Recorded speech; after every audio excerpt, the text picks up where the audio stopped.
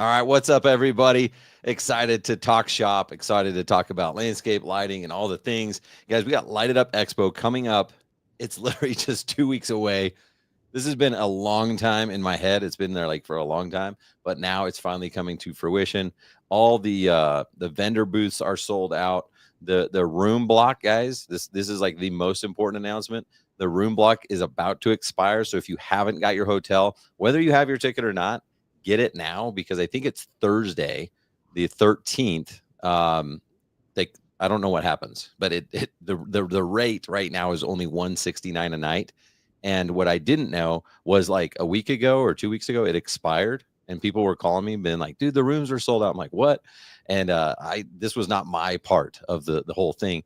And but luckily Kurt got it, negotiated the rate to extend longer. So we do know for certain that if you get your room before Thursday, you're still going to get the hookup. It's only $169 a night. So don't stay at another hotel. Don't get an Airbnb. Make sure you guys are there.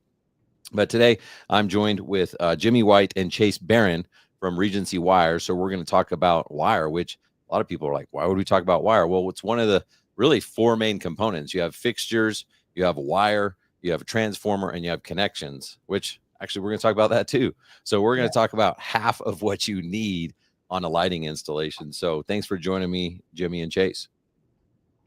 So glad to be here. Looking forward to the event, the first of many to come with a good growth curve coming along with it, right? Man, so it's going to be awesome. There's so much growth about to happen in the landscape lighting industry. And honestly, all the because we're talking about holiday lighting, permanent lighting, all these industries are primed for growth.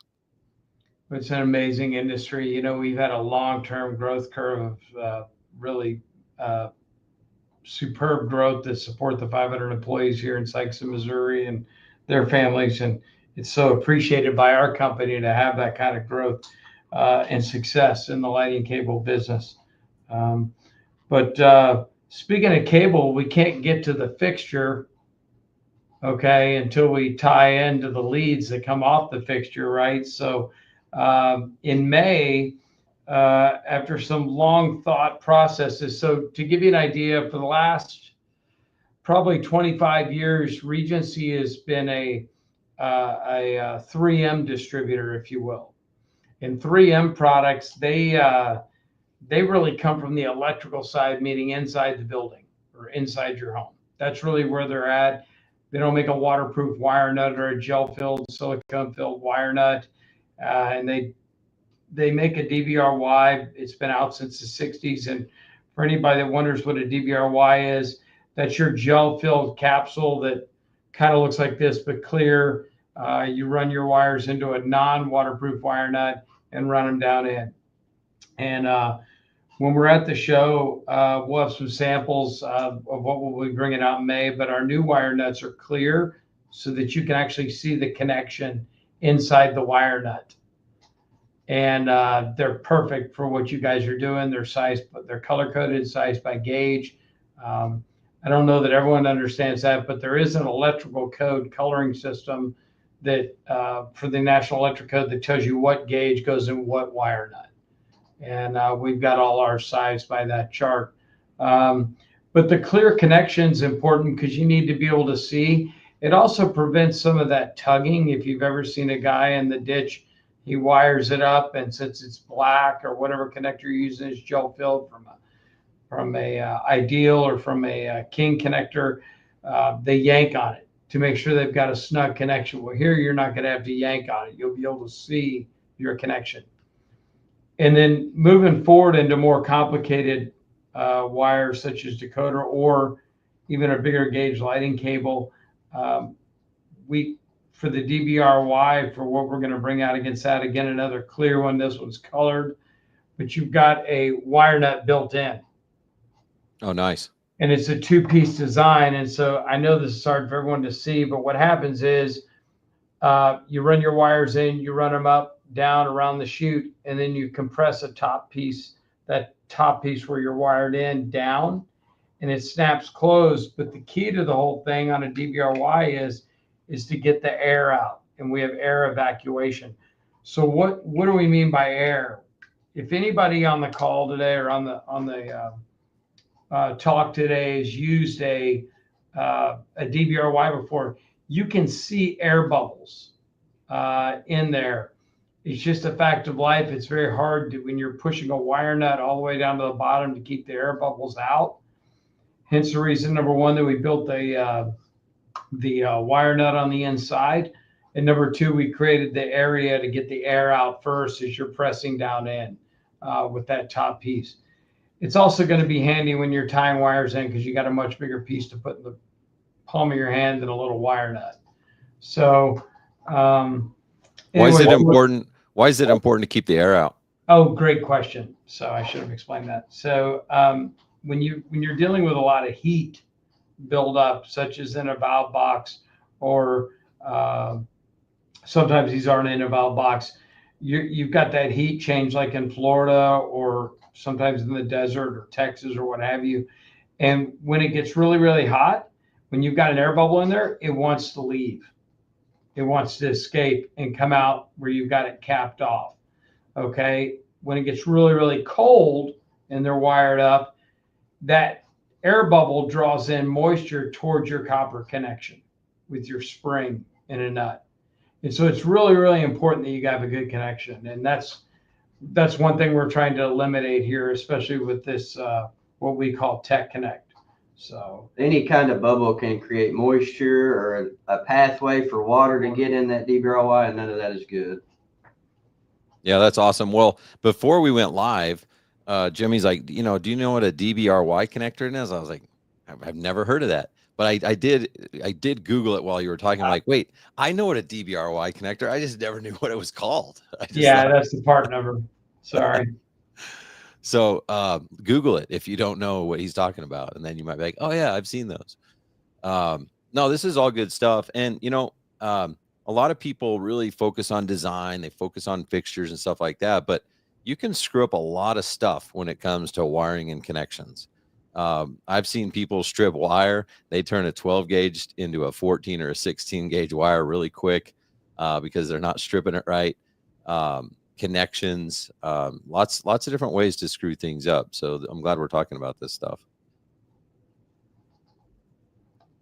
What's how is RegencyWire so good? Because if you just go to, like, I won't name names, but a big box store and you just buy wire and you go to strip it, it's not the same thing. And I'm not even talking when it's been out in the elements for months or even years, it's just not the same thing. The jacket's, I don't know. It's stiff. It's not soft. It doesn't strip right. It's easier to pull some of those copper wires. What do you guys do to be different? So number one, depending on where you're shopping at a home center, you're going to end up with competitor A, competitor B that are really retail focused. So with anything like retail, those guys are getting beat down pretty good on price. And they've got to meet UL specs to sell their wire in the US, but that doesn't mean they've got to meet the maximum, the minimum. They kind of play with, within the tolerances of the resin that UL calls out, and that gives it flexibility. Sometimes stranding can make a difference, but we really care about the lighting cable community. In fact, something that we really haven't talked about, some of the wire coming off the line, we're kind of running a test to see who notices it. But we've actually changed on the inkjet, on the footage marks on the back of the lighting cable. We've changed the color so you can read it. It's more pronounced when it comes out. And there's a couple of reasons for this. The one we were doing it on the brown wasn't coming out very good. It was really hard to read the numbers. And so we're actually just sending it out just to see who notices, to see if we're going to change it. Nice. What color is it going to be? White? Wasn't it red? Red. It was red.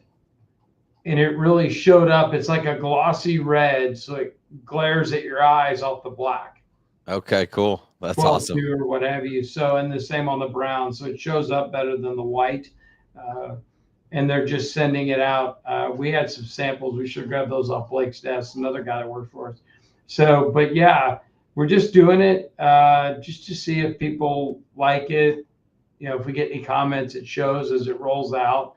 It's not something we have to have approved or anything. It's just what we want to do to try to enhance that lighting cable. It's wire. It's hard to, make a ton of changes, within the guidelines we have to follow for UL. So.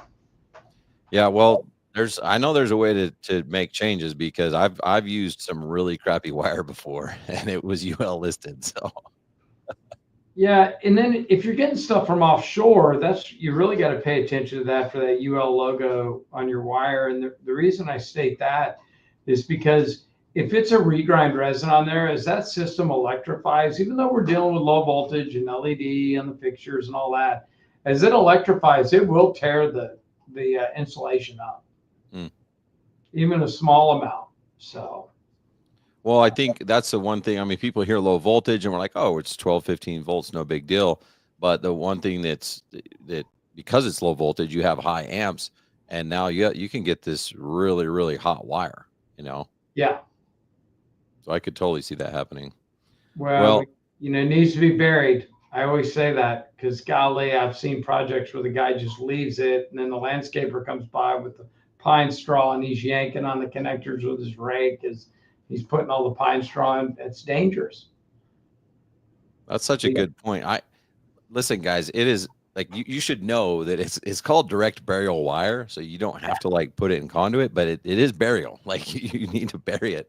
I literally had a competitor one time, and the lady was like going back between us and another company, and she's like, I just don't know. Now in his proposal, he said that he's actually not going to bury the wire in the mulch beds so that we know where it's at and we won't cut it. And I'm like, so that's why you want to go with him? Like, excuse me? Like, because he's lazy and he's going to catch your house on fire? Why don't help me understand this? That is crazy. I know. We were, in particular, one job comes to mind, won't name where it was in the country, but it burned half the house. That's crazy. So you cannot, you have to bury the wire and bury the connections. So all right, guys, well, come hang out with us in Orlando. It's literally just in 2 weeks. Right now, we've got the room block rate, coming up for expiration. Also, I've been advertising as a 2-day show, and it technically is, okay. It's Friday and Saturday. It's the 28th and March 1st, but come early because February 27th, Regency is going to be there. All of our vendors are going to be there starting at 11 a.m.